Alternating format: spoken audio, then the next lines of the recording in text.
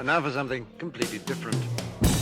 Forget everything you've been told by others before. Get ready for the real deal, the full story. Real talk about money, markets, life. Now, it's The Real Investment Show with Lance Roberts. Presented by RIA Advisors.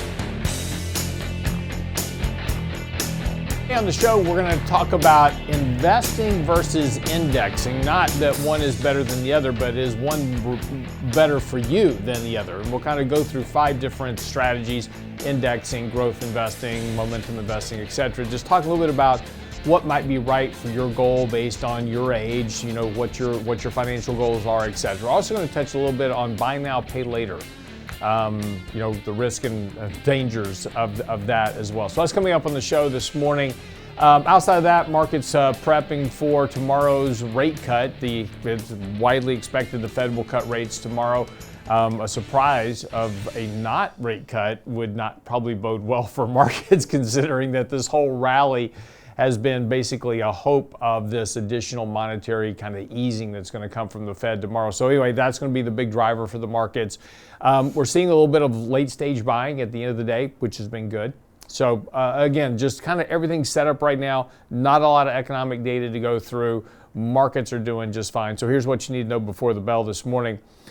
Yesterday, markets, again, kind of continued in its ways, not really having any type of big move. We've just been having this very low compression in the markets. And in fact, we're at some of the lowest levels of compressed volatility that we've seen in quite some time. And particularly when we look at the moves of the market within a given day, the market's been just kind of ticking up here very slightly, just 20 basis points, 30 basis points a day, nothing big.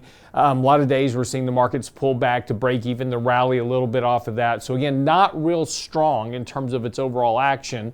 Very compressed volatility, but again, this is just kind of where the market is right now. There's basically just a slight tilt of more buyers than sellers here. So that's why markets are kind of dragging themselves higher very slowly. But again, doing fine here, nothing wrong with the markets. We're on a MACD buy signal, although very kind of elevated already. So again, that kind of limits the potential upside for the markets. Markets overbought on a relative strength basis. Again, stay long the markets right now. There's nothing to be concerned about. I was answering a tweet this morning. It's like, Lance has been looking for a pullback since 4,600. That's not true. We regularly talk about rebalancing risk and those type of things. And we did start talking about in July. We said, in July, markets were getting pretty extended here. So, hey, we're moving into the seasonally kind of the weak period of summer, August, September. You typically have some volatility there. We didn't get it. And that's not uncommon. Again, we've talked about this before, is that the thing about averages and statistics is that sometimes they don't do exactly what you're supposed to, because that's why it's an average. It's an average of years that didn't have a pullback and averages of years that had pretty big pullbacks. And what has normally happened in the month of August, September is you have weaker returns. But again, that didn't happen this year. We've got a lot of support for the markets, a lot of retail buying in the markets, a lot of professional investors trying to add exposure to portfolios. The real chase kind of in this AI market as of late has been kind of really been pushing stocks higher. For instance, if you take a look at AIQ, which is the Global X AI ETF, is at the highest, most overbought, deviated level that we've seen in that ETF since the peak of the market back in April, just before we had that correction. So again, we're seeing a lot of that same type of similarity, that AI chase in the space, kind of pushing the markets higher. Again, take a look at the market breadth over the last couple of days. Has not been great. Yesterday, we had just a few stocks, Tesla, Google, etc., driving the market higher.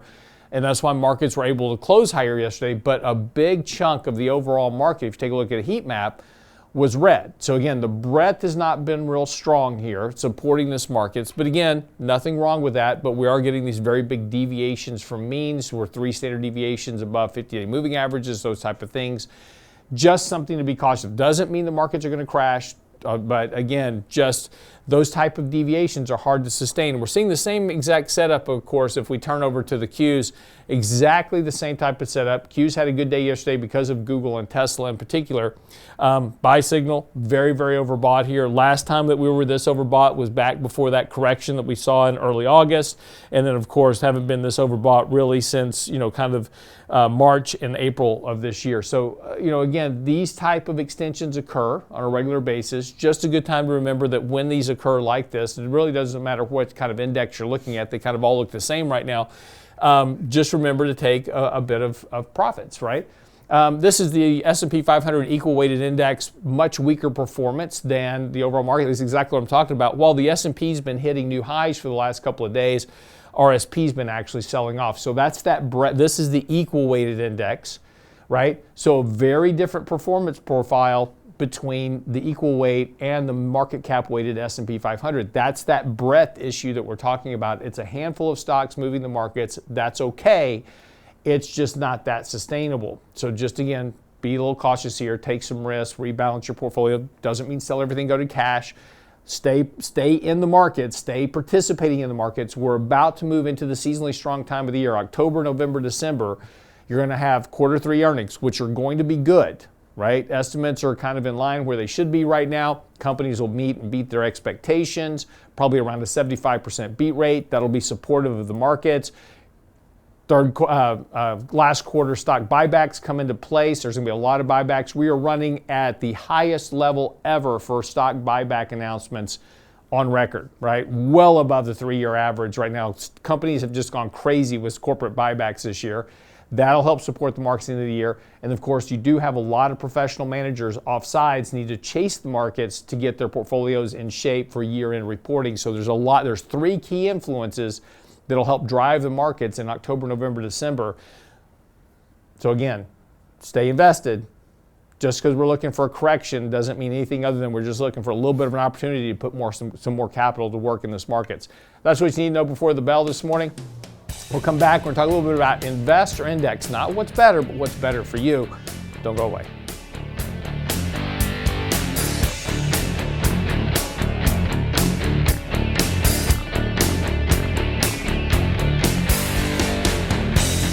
Real Investment Show podcasts are now available on iTunes. Listen anyplace, anytime at iTunes.com. If you're 65 in 2025, Medicare will be a part of your life from now on. What do baby boomers need to know about Medicare? Richard Rosso and Danny Ratliff present our next dynamic learning series on Savvy Medicare Planning. Thursday, September 18th, with answers to your questions about Medicare, when to enroll, and how to navigate the alphabet soup of Medicare. Register today for Savvy Medicare Planning, what baby boomers need to know about Medicare. September 18th with Ratliff and Rosso at realinvestmentadvice.com. realinvestmentadvice.com. You're listening to The Real Investment Show.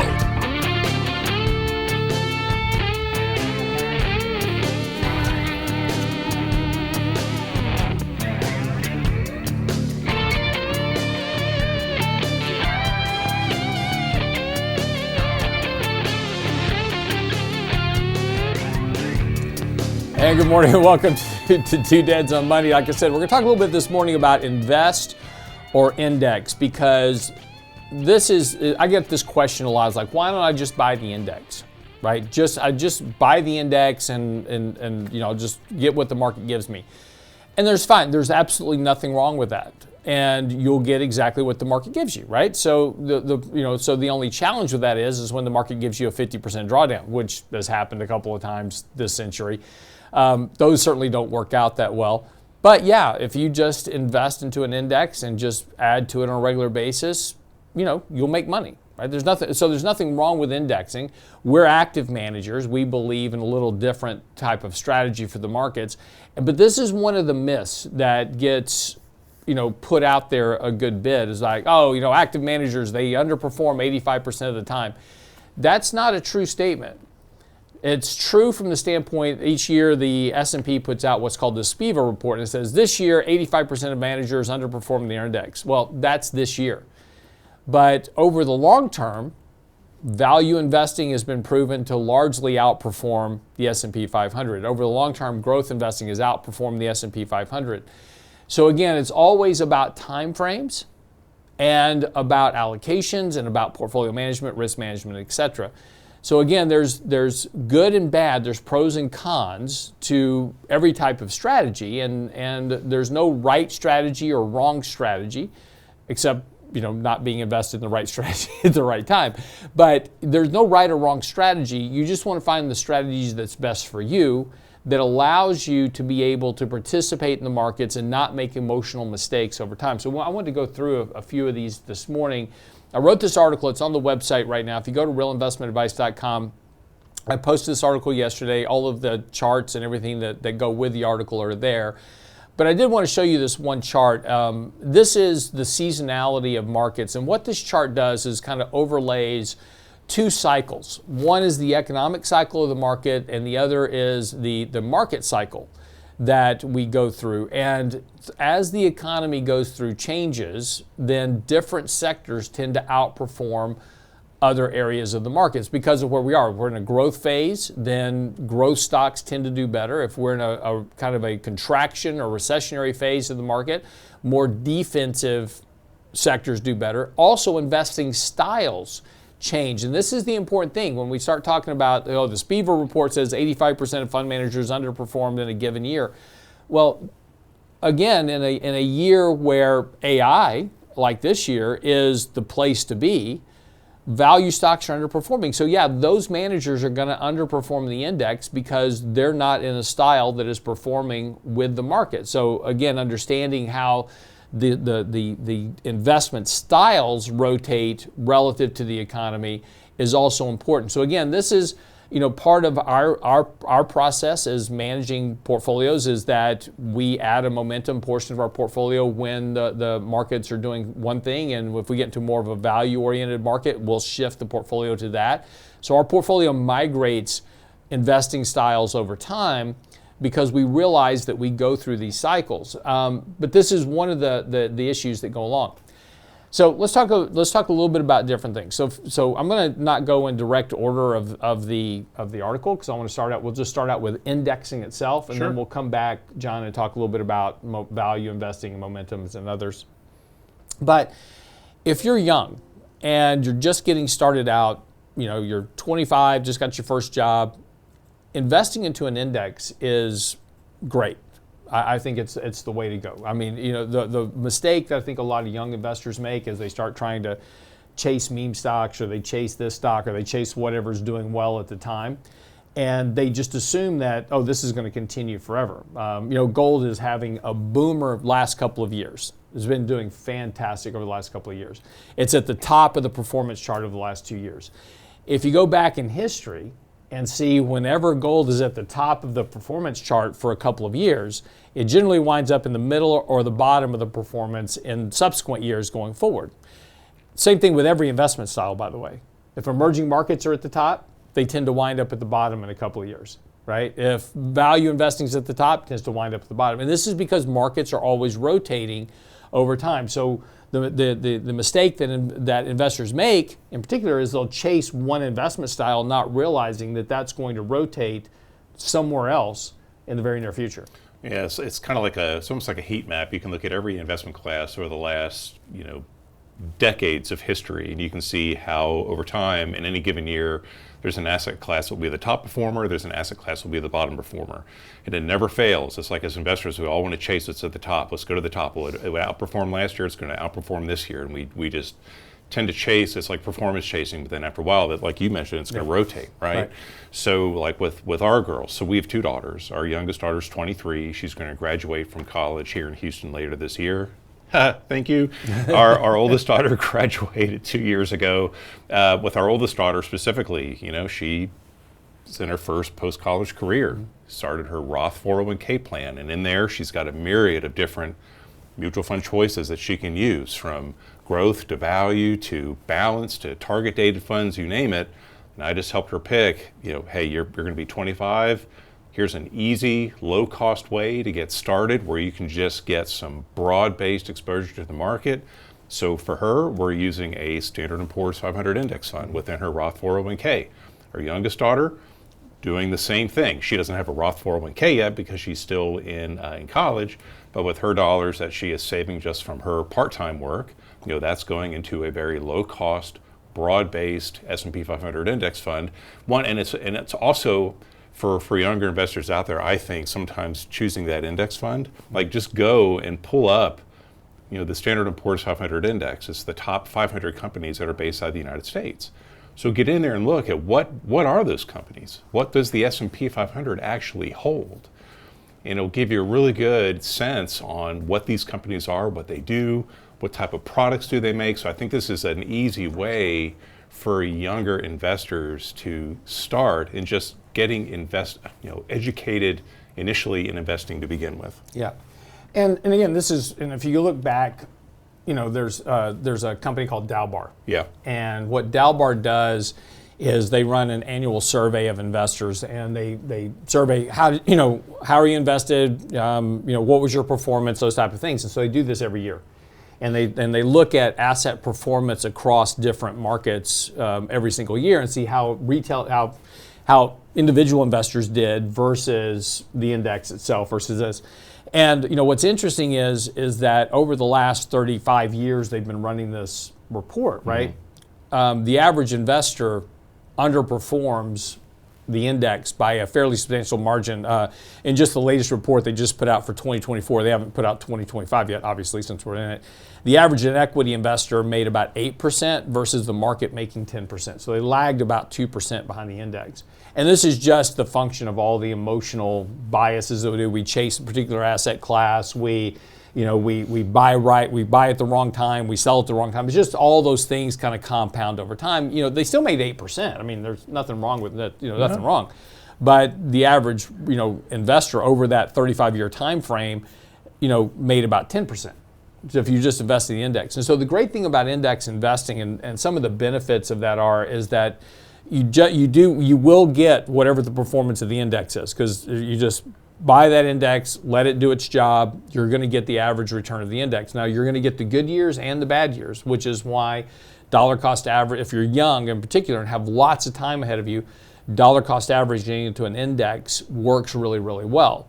It also, and one of the things that, I'm the same as John is, I'm getting my kids to do exactly the same thing, is like, hey, don't worry about, because they're like, but Dad, you buy individual stocks, you do this. I was like, yeah, don't worry about that right now. Just learn how the market works. Learn why the index is going up. What's driving the index right now? Why is it that we have a spread between market cap weighted index and the equal weighted index? Learn what's happening within the markets by watching the index. And then once you can understand what causes the markets to go up, what causes the markets to go down, what happened in April, what caused the markets to decline in April, right? It was tariffs, right? So learn how these events impact the markets, so that once you start to migrate from index investing to doing other types of investing, that you don't get trapped up into these emotional cycles, right? It's very easy right now. It's like, oh, gold and Bitcoin and tech stocks, they're doing great. I'm just going to invest in those things because they're the ones that are winning. The problem for that, and which happens repeatedly over time, is that generally is investing in the rearview mirror, because things will change within the next year or 2 or 3. So in other words, gold and Bitcoin and AI, the AI trade may do boomer for the next 2 years. And then after that, something else will come to the fore. It'll be value stocks will come back or whatever it is, but there'll be some change economically, some change financially, some change fiscally in the markets. And then markets will rotate to some of the thing. And the asset classes that are most overbought, most extended, that those assets will then rotate to the things that are undervalued, and that's how markets just work over time. But that's what an index will teach you over time by watching it, learning from it, and then it makes it better. It makes it easier to manage your own portfolio by doing other things later. Yeah, I think so too. And you were talking a little bit about us as investors making emotional decisions, right? That kind of that first chart that you were showing about kind of the various cycles of the market bottom, market top, recession, growth, right, pullback. We should kind of lay over the emotional psychology that's involved with that, because at market bottoms, as investors, we should be excited because stocks are on sale, right? But how many times do we hear, get me out, get me out, get me out, get me out? And the answer should be, get in, get in, get in, get in. And then we get to the market top and it's like we're all following this. We're all chasing these returns to the upside. and we're at the market top, it's like, well, it's this fear of missing out, so I've got to get in. And then all of a sudden, maybe you're investing money at an inopportune time, right? So, as Lance mentioned, I think it's important too, as you look at how markets move over time and the different market cycles and how markets behave. It'll give you a good sense too about how you will behave as an investor when times are good and when times are a little bit more volatile out there to the downside. Exactly, and that's why in particular, like investing into an index, there's kind of and in this article, I've kind of laid out for each type of strategy, kind of just little 5 tactics for each one of them. So if you're going to index invest, use low-cost funds, right? So find low-cost ETFs that replicate the index, so the S&P, the NASDAQ, small caps, mid caps, whatever it is. Make the index funds the foundation of the portfolio. So it's okay, even if you're index investing, it's okay to buy a little bit of, like for instance, I'm going to have my portfolio just into an S&P index fund, but it's okay to add a little bit of gold to it or a little bit of real estate, whatever you want to do. That's fine, but to have the foundation of the portfolio be these indexes, which will carry the portfolio over time.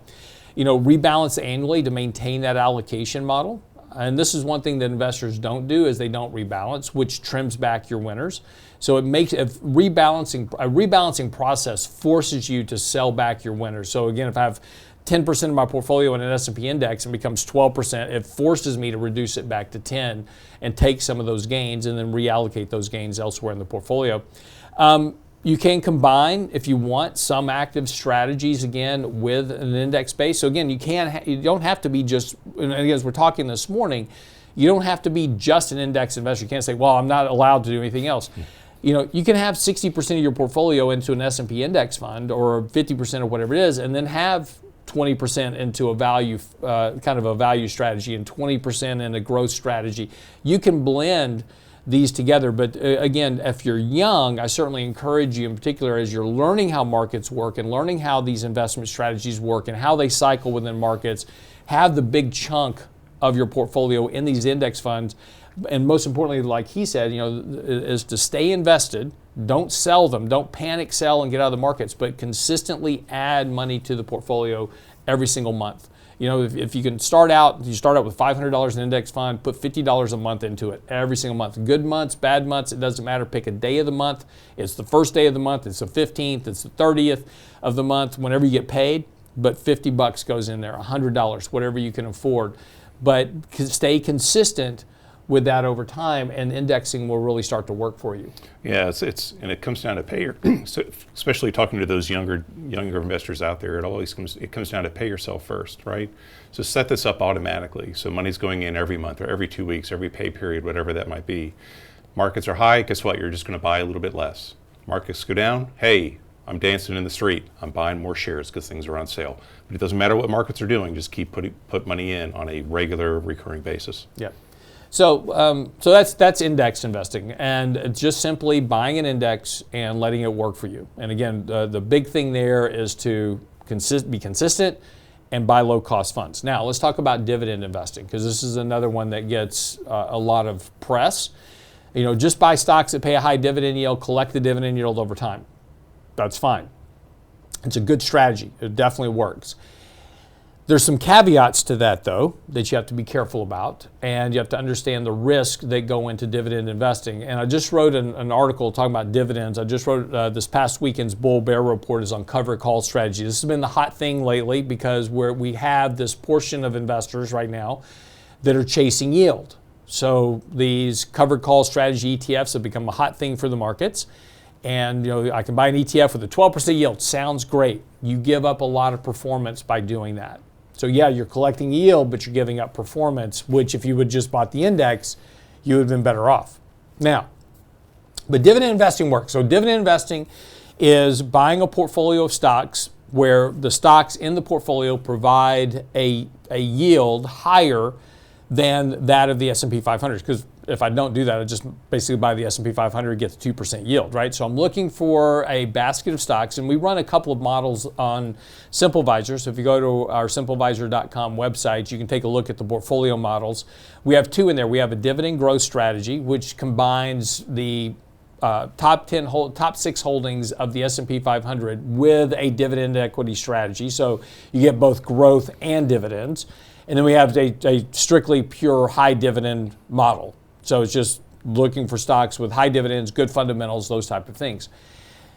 The goal of dividend investing is to both collect the yield and to buy good value quality companies that will protect you during a market downturn. The problem is that when you're in this type of a market where growth and momentum are winning, dividend investing is underperforming. And again, because you have a lot of value stocks are underperforming, but you are collecting the yield.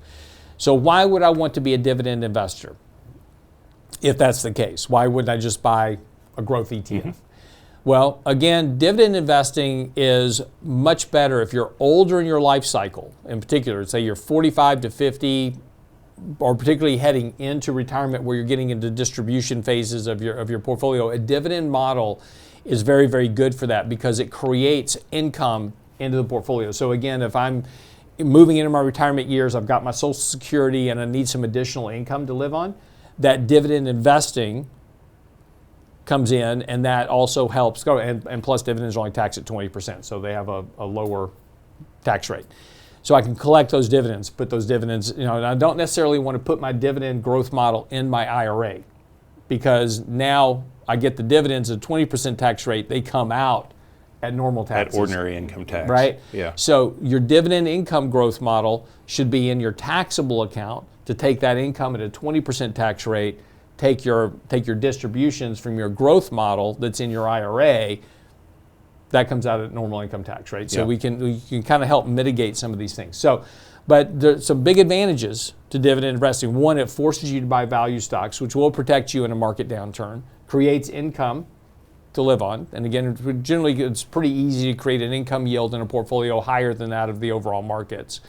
Over the long term, dividend investing has been a long-term winner over S&P 500 investing. So again, if I want to beat the S&P 500 and I'm willing to get, and this again goes back to our SPIVA conversation about just buying the index, over the long term, over 30 years, 40 years, 50 years of time frame, right? You give it time. Dividend investing will outperform a dividend growers and initiators portfolio. This is kind of the what we've built in SimpleVisor.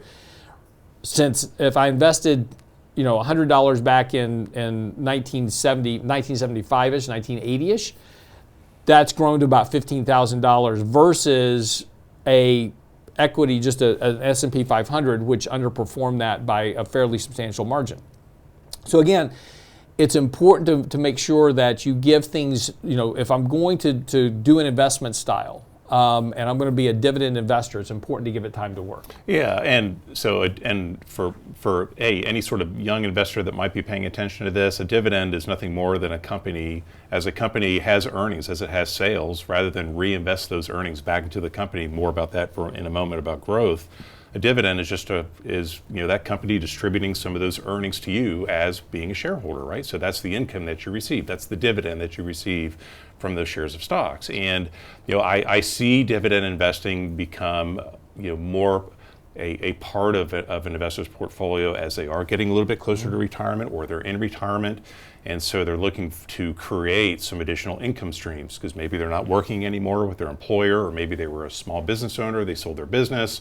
Now they have their Social Security, maybe they're lucky enough to have a pension, and hey, they're looking for other ways to supplement their income. A dividend strategy can be very useful as a component of all of that. And it's not that dividend paying companies are immune to market volatility, right? Because you own stocks. But typically, if I own a dividend payer, even if we get into a more economically volatile environment, as long as the cash flows are safe, as long as those dividends are safe, as the owner of those shares, I'm probably going to hold them because I want to collect the yield, right? So historically, and correct me if I'm wrong, but during times of economic stress, value-oriented or dividend-paying companies have held up well compared to what what the broad market has done during market pullback. So maybe if you have a little bit of some dividend payers in your portfolio, that can help just maybe reduce some volatility to your overall portfolio as well. What do you think? No, that's you're absolutely right. But there are risks to dividend investing. Yeah. And one of those risks is that in 2000, during the dot-com crash, Okay. and in 2008. When you get into a severe market downturn, this is one of the things that I stress with people that say, oh, I bought this company for the dividend. I don't care what the price of the company is. I bought it for the dividend.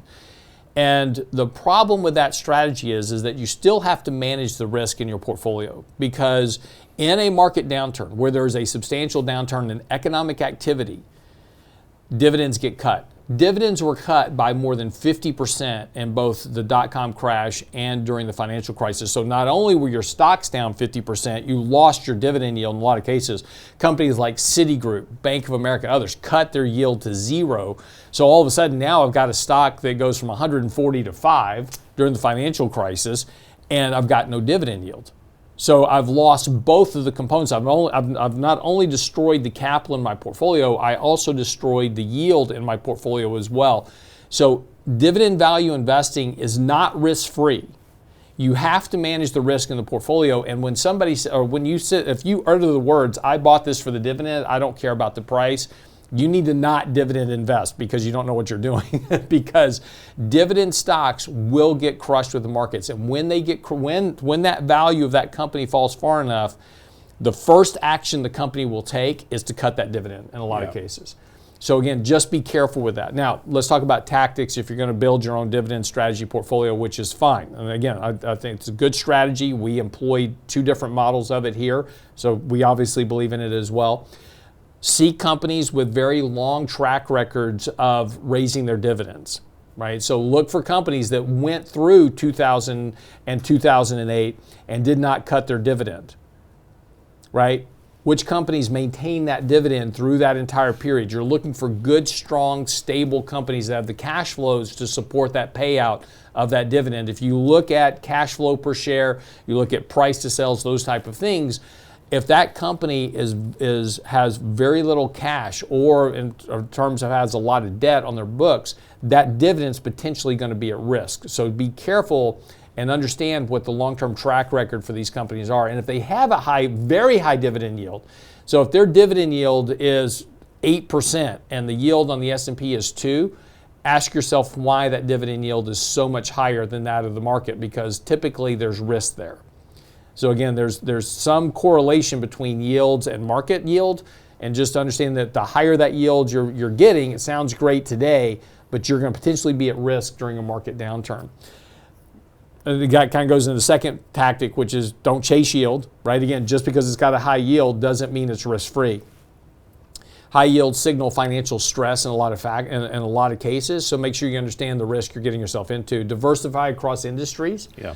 Right? So again, there's companies in every industry that pay a dividend yield, whether it's real estate or utilities. So don't over-concentrate in one particular industry that may come under pressure, right? Real estate investing was huge in 2005, 6, and 7, right? Everybody was buying REITs, huge yields, Vornado Realty, all these other companies, they were going gangbusters. It was awesome.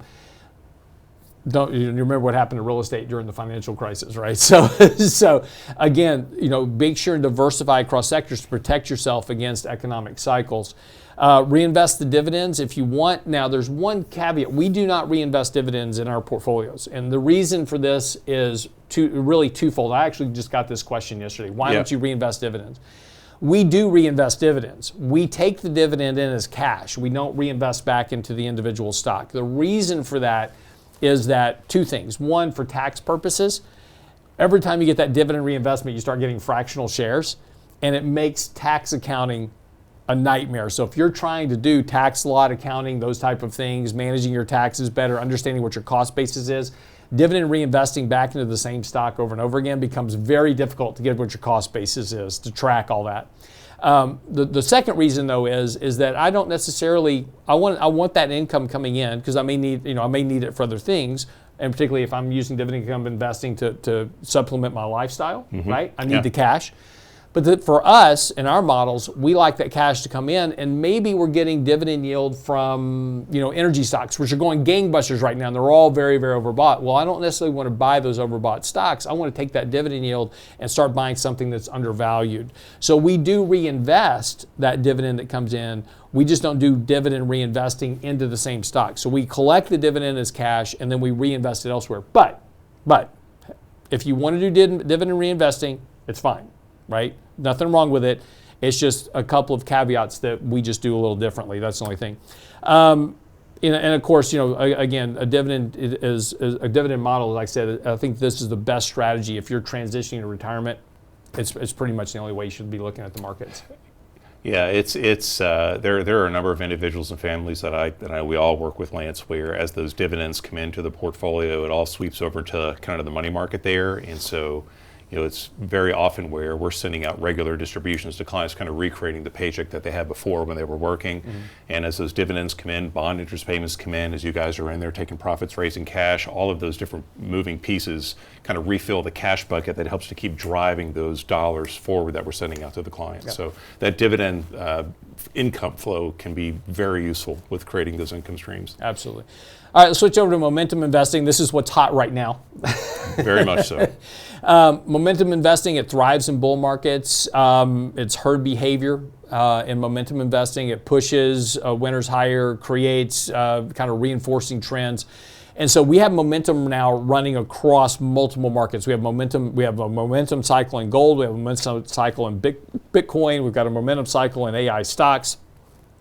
And as those prices go higher, investors go, oh, that asset price is going higher, I've got to get in. That drives the price higher, which brings in more buyers to buy that, which drives the price higher, until eventually that momentum cycle stops. Now, what causes that momentum cycle to stop is a variety of issues. Typically, a recession does the trick pretty quickly and starts to bring these things back down over time. But in the midst or in the heat of the moment, as we are right now, momentum investing is fine. And again, if you take a look at our managed portfolios, our 60-40 equity strategy, et cetera, our dividend equity model has some momentum in it. We add momentum positions to our portfolio because we realize we're in a momentum cycle. So we want to participate with that momentum, and so we can create returns over time. But it's important to understand that you're solely going to be a momentum investor. It's fine as long as you're in the right momentum cycle. You don't want to be a momentum investor during a market correction because momentum works on the way up and it works twice as well on the way down on the negative, right? In other words, it'll go down much faster than the markets because that herd behavior that was driving the momentum stocks higher. So whatever was driving gold higher, whatever was driving Bitcoin higher, whatever was driving AI stocks higher, when that reverses, there's a panic for the door. And everybody comes out at one time, and buyers are very far down on that ladder before they'll start buying back in. So again, just be aware that momentum is great while markets are rising, not so great while markets are falling. But here's some tactics if you're going to be a momentum investor, here's how to do it. This is how we do it. Again, we have momentum in our portfolio. So in our all-weather model, long precious metals. We've got a crypto model, long crypto. We do momentum investing. So again, we support it. Just make sure you understand what you're doing and make sure you're understanding the risk you're taking. So you have to use very strict stop loss orders on your portfolio to make sure that when the market does reverse, you get tripped out of these stocks. You don't want to wake up one morning and you're down 20, 30%. You're like, oh my gosh, I was gone for the week on a trip, and I come back and my portfolio is down 30%. It'll happen very, very quickly. In 2022, a really good example, the S&P index was down 20%. Momentum investors were down 70, 80, 90% during that. The average retail investor was down almost 40% in 2022, even though the market wasn't. Yeah. But a lot of that was because of momentum. Limit your position size. Read the article on our website. Go to realinvestmentadvice.com. Click on the website. Up in the corner, there's the search bar. Type in portfolio management. I wrote an article last week talking about portfolio management, and in that article, I'll lay out an example of how to risk size a position in your portfolio. So again, if you don't know how to risk size a position in your portfolio, go read that article. It's on the website. Brent will put a link to it in this article. He's nodding his head for me right now. Focus on liquidity. Make sure that stocks have liquidity. The biggest problem momentum investors get themselves into is they buy stocks with low liquidity. In other words, there's not a lot of buyers and sellers for a particular stock. So when something breaks, those stocks break much broader than the overall market. So again, make sure there's plenty of liquidity, lots of buyers on both sides. Check your daily trading volumes. Make sure there's plenty of volume there. If a stock's trading between $1 and say $5, $6, $7, $8, $9, it trades in the lower end of the price spectrum. Really watch your volume there, because those stocks are much more thinly traded, and when the market does something unexpected, that bid and ask spread, what you can sell for and what you can buy for, will open up to a large degree, and that's where you get very big drops in price in one day. Be disciplined about your exits. One thing, the big trap that investors get themselves to in a momentum is stock starts coming down. It's like, okay, hit my stop, but I'm going to give a little bit more time because I really like this company, and it keeps going down, keeps going down, keeps going down. And then you start making up excuses. Well, as soon as it gets back to where I was last week, I'll sell it, and it doesn't. It keeps going lower. Well, when it gets back to next week, and eventually you just get to the point, well, I can't sell it now because it's so beat up here. It's got to go back up at some point, right? So you get locked into these positions that way. Momentum should be a core, not a core of your portfolio. If you're going to build a portfolio, use a dividend strategy, use a value strategy, and then build some momentum into the portfolio. It should be a tactical holding in your portfolio. It shouldn't be the core. Same thing with our models. The momentum is a tactical position. The big chunk, our core, is a value dividend strategy in that model. So again, just kind of keep that balanced out within your portfolio. Yeah, and just kind of thinking through the various investing methods or approaches to investing that we've been kind of discussing this morning, I think so far that kind of that momentum piece is going to require the most time and attention, right? I mean, compare that to index investing, right? You kind of buy into the index, let the market do its work for you. You can kind of sit back, let the market work. Your involvement is just to keep contributing, hey, rebalance every once in a while. But with momentum investing, it's like, in my mind, it's like all hands on deck, right? Yep. You have to watch this so closely, and a lot of great points through there, Lance, but a kind of a recurring theme that I keep hearing through no matter what investment approach you take, whether if it's index investing, value, dividend, momentum, I know you're going to talk a little bit about growth here, your investments do not realize that you own them. Right? There should be no emotional attachment to your investments. They don't know that you own them. Though your shares of stock, your index fund, it doesn't have feelings, right? So as investors, you got to quit treating your investments like they have feelings too. Especially with momentum, where it's like, well, I bought it. I see it all the time where we get so emotionally tied to all these investments in our portfolio, and it leads us to making decisions that are not fruitful, right? So just keep in mind that your investments don't realize that you own them, right? Well, and that's always the kind of funny thing that I see with investors is like something goes down, so they sell it. Yeah. And then they somehow believe they can't ever own it. Like they've been kicked out of the You're out of the club. The Google club. I can't buy Google back now because I sold it. The markets don't care, stocks don't care, nobody cares, right? You buy and sell as you need. I'm going to tie the last two together, value and growth, because these are counterparties of each other. So value investing is obviously just what it says, which is I'm looking to buy stocks that are a value. I'm trying to buy stocks that are undervalued relative to the markets.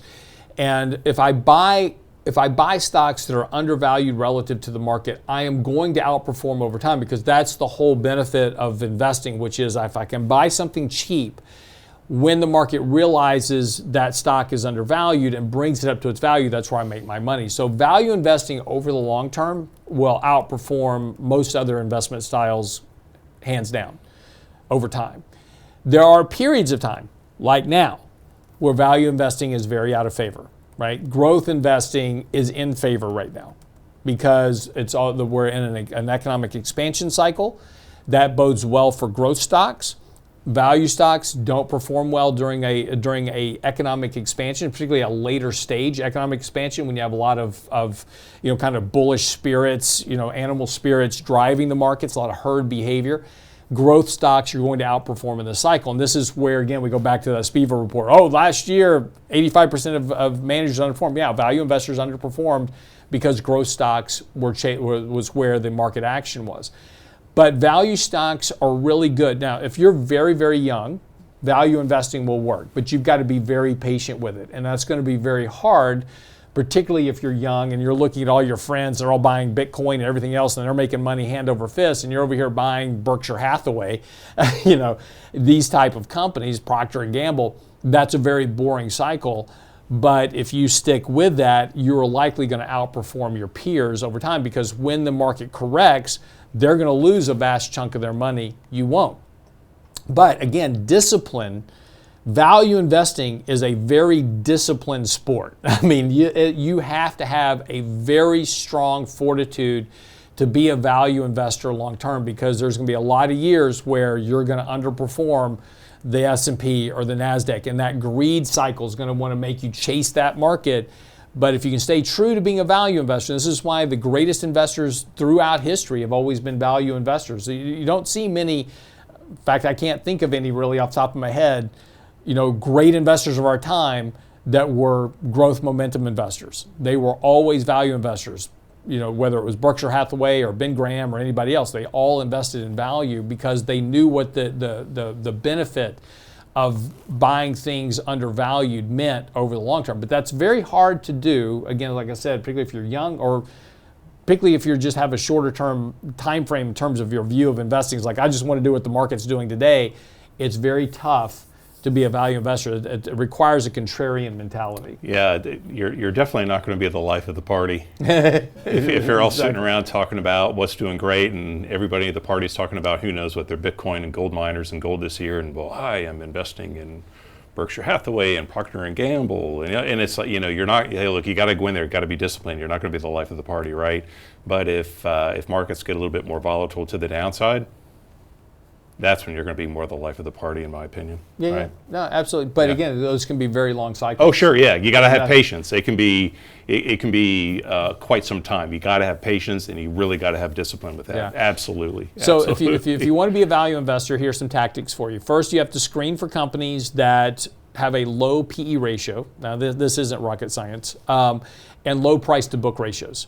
So you're looking for companies that are trading at or below price to book, and you're looking for companies trading at a fairly deep valuation relative to the market. So again, if I can buy a company trading at 5, 6, 7 times PE versus a market trading at 22, I'm going to be in a much better position. So again, if I have a low PE stock, generally the price isn't reflective of the earnings that are underneath, because valuations are price and earnings. So earnings are fairly strong, price is not, and that's where I'm getting a low PE ratio from. So again, you got to be careful though. Understand your earnings, understand the P, and understand the E. Because there's also what's called a value trap, and it's really easy to fall into stocks that look cheap even though they really aren't. And so value traps exist. You got to be careful of those. But generally, if you can screen for companies, and I like to add a couple of other metrics to these. I like price to sales. I like a low price to sales, somewhere below 2. 1.5 to 1 would be great. Look for companies that pay a good dividend and have a long history of increasing that dividend. If they do that and they've increased their dividend or held their dividend steady through the dot-com bubble, through the financial crisis, that means they have good, solid fundamentals. So if I can find low valuations with a dividend yield and good stability, I'm in the right area, right? Now I can start doing my other work from there. Make sure you require that margin of safety. Ben Graham wrote about the margin of safety. Margin of safety is that spread between what the market's paying and what you're paying. So give yourself room that if you're wrong temporarily, that you don't lose a lot of money. Again, kind of avoiding those value traps is important. So focus on that margin of safety. Diversify across sectors. Again, as we talked, the same thing that goes with dividend investing. Diversify across sectors. Don't concentrate into a sector because all the value is in staples right now. Yeah. I'm not saying that's the case. You still need to diversify. You need to find value in other sectors as well. Diversify that portfolio risk across that. And then, again, the most important thing here is you've got to exercise patience. You've got to recognize that value investing can often take years. It's not going to be something that's going to manifest itself. I bought something cheap today. It's not going to be at fair value tomorrow. That could literally take years. But if you're willing to be patient, collect the income in the meantime from the dividends, and be patient with the value, you can definitely be a long-term winner using value investing. And value investing works great, particularly if you're older and you don't have the ability to withstand big drawdowns in your portfolio. Value investing is a really good strategy to look at. Yeah, and like Lance mentioned several times during our time together today, is sometimes with these different investing approaches, it doesn't have to be all or nothing. You can kind of combine these, right? Yep. Have a little bit of value in there, have a little bit of dividend, maybe have a little bit of momentum that you like to do on the side to a certain degree. Yep. So you can kind of mix and match this a little bit depending upon what your risk persona is. What is your risk persona as an investor? So so you can kind of mix these. It's not uncommon for folks to kind of mix these different strategies together a little bit too. Yeah. And of course the opposite of value investing is growth investing. This is our last one this morning. That attraction for growth investing, particularly right now, it's clear, right? If I can buy the next Apple or the next Nvidia or the next Microsoft, I'll be rich, right? And growth investing is the kind of the drive to get rich quick. I want to get big returns today. I want those type of things. The problem with growth investing is there's no margin for error. If you're wrong, you're going to be really, really wrong. And this is where a lot of investors lose a lot of money, particularly during market downturns. Growth investing works great during economic expansion cycles. You go back to that chart that I showed you in cycles earlier this morning. Growth investing is in that part of that economic expansion cycle. If we're getting close to the peak of an economic expansion, which Wall Street thinks we're not, Wall Street thinks we're going to continue to expand this economy over the next few years. But if we are getting closer to a peak, potentially as represented by the employment data, growth investing may be a little bit more risky over the next couple of years. So just something we'll pay attention to. As Warren Buffett once said, it's far better to buy a wonderful company at a fair price rather than than a fair company at a wonderful price, right? So just make sure you know what you're buying. Some tactics if you want to be a growth investor is target companies with sustained revenue growth above the market average. So if I'm looking at revenue growth for the market running at 6% annually over the last 5 years, then I want a company that's growing earnings at a faster pace than that. So you need that revenue growth. Now, revenue growth is top line, not bottom line EPS. Again, that strips out, look at revenue growth, it strips out all the buybacks, it strips out all the other nonsense, tax accounting, fudging, looking at their actual revenue. Are they growing revenue? Apple's not really growing revenue. This is a good example, right? Stock's still going up, but it's not really growing revenue. If I'm buying growth companies, I want to make sure I've got good, strong growth in revenue. It's well above Nvidia. It's just blowing. Its revenue growth is astronomical right now. So that's the growth company that you kind of want to look at. Use metrics like price to sales. Again, sales is sales, revenue, same number, right? That's just two different names for the same number. Price to sales. Look for companies that have price to sales and, most importantly, a PEG ratio, price to earnings growth, that are more in line. I don't want to buy a company where the price of the company is growing far faster than the earnings growth of the company. That's a risk. So you want to find companies with price. If I'm buying growth stocks, like I said, if I'm buying a value company, I want a price to sales below 2. If I'm buying a growth company, it's okay to have a price to sales ratio of 2 or 3 or 4 because the price of the company is growing because their sales are growing. So it's okay to have a little bit higher price to sales, but make sure and focus that with the price to earnings growth. So keep those somewhat balanced. When you're paying 75 times price to sales for a company, that's really becoming very risky for you. Dollar cost average into volatile names. So if you like a company that is in a growth company, we do this all the time. We buy a starter position in the company. We'll buy 1% of the company in the portfolio, and then if it's very volatile and it drops down, has a sell-off day, we'll add another 1%. When it goes back up, we'll add another 1%. We'll build into it. We'll dollar cost average into that position. That way you don't go in and buy a company and you stick 5% of your money in it, and on the next day you're down 20%. Growth stocks are very volatile. You can have very big swings. You don't want to get emotionally flushed out of a company because of a big price move. So dollar cost average into them and get your position sizing right. Limit your allocation to your portfolio. Growth should complement the portfolio. Again, we were just talking about a second ago. You got to blend these strategies, have some value, have some growth, have some momentum. This should not dominate. Growth and momentum should not dominate your portfolio because of the risk you're taking inherently to your long-term capital. Use a more stable, fundamental, value-driven approach for the bulk of your portfolio, your core. Use these as satellites. They're a portion, they're your tactical holdings in your portfolio. And lastly, be prepared for that volatility. You're going to get it, right? So trim exposure when valuations are rich. Add to them when valuations get a lot cheaper. In other words, when markets sell off, buy stocks that are undervalued. But again, manage that risk very closely within your portfolio. Yeah, so I was going to mention the volatility piece too, because so many times, Lance, as I'm visiting with individuals and families out there, we all get just enthralled with these growth stock returns, momentum stock returns. Say, I want that upside, I want it, but I think sometimes a lot of us are unwilling to accept that maybe we can't handle the volatility to the downside. Yep. Right. So you just have to know if you're going to have more growth-oriented pieces in your portfolio, if you have more momentum pieces in there, they're going to be. You've got the potential to have more volatility, and you just have to understand that before you start using those strategies in your portfolio. Because so many times it's like, well, I've been sitting in cash for the last few years, and I look at the market running, I want all that upside. But as soon as maybe you start investing some dollars into like some growth names or what it might be, if your portfolio comes down by a quarter of a point, 0.5%, 1%, it's get me out, get me out, get me out. It doesn't work that way. Yep. There are pieces. I mean, all of these strategies that Lance has been discussing with our time together today, there's room for volatility in all of this. Whether you're a dividend investor, a value investor, momentum growth, an index investor, none of these are risk-free, right? There's all going to be volatility. Some are going to be more volatile than others. So this sounds so basic what I'm talking about here, but I see it time and time and time again.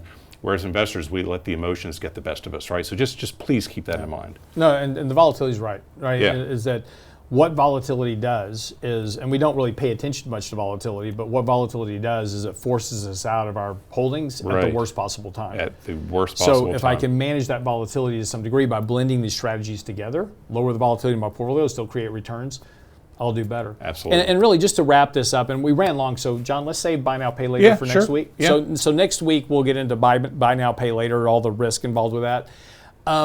Should you do it? Should you not do it? We'll get into that next week. But part of this whole discussion, again, all these strategies, indexing, value investing, growth investing, momentum investing, dividend investing, these are all good strategies.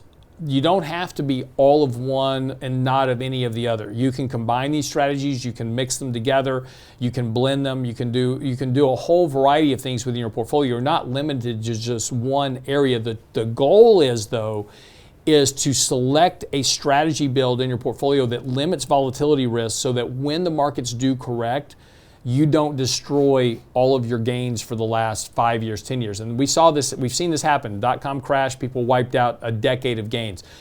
The financial crisis knocked out a decade of gains. And then it was basically took 13 years to get back to even, those type of issues. You don't want to go through those cycles to where you go through these corrections and you go through a secular bear market period like we saw at the first 13 years of the century, where you're going through these crashes, recoveries, just to wind back up to even. Our goal is to grow our capital over time to make sure that our savings adjust for inflation and we can meet our financial goals. And the problem with being in all of one strategy is that you can either lag performance for a very long time, which can hurt you. You can also have great outperformance that you completely wipe out during a crash by being in another type of strategy. So, make sure that you understand the volatility risk you're getting into, and most importantly, that you can navigate that volatility. Yeah, it's all about balance. It's all about knowing who you are as an investor, and then, in my mind, then you go from there as far as putting a portfolio together that truly supports your goals and objectives. That's just how my mind works. All right, that article is on the website. So if you go to the website, realinvestmentadvice.com, the article is called Index or Invest, What Strategy is Right for You. It's on the website. All the attendant charts, everything is there for you as well. But all the tactics are listed as well, so you can go back and review what we talked about today. Also, that strategy that we linked earlier about portfolio management, risk sizing, that's on the website as well. Just simply type in the search bar at the top, whatever topic you're looking for. I want to know about tariffs or the economy or bonds or gold, whatever. We've written articles about it. Trust me, they're on the website. So just type whatever you want in that search bar. It's an easy way to get to all the articles you're looking for. That's on the website, realinvestmentadvice.com. Be sure and like and subscribe to the channel today. We appreciate it very much. And we'll see you back here in the next edition of the Real Investment Show tomorrow with Danny Ratliff.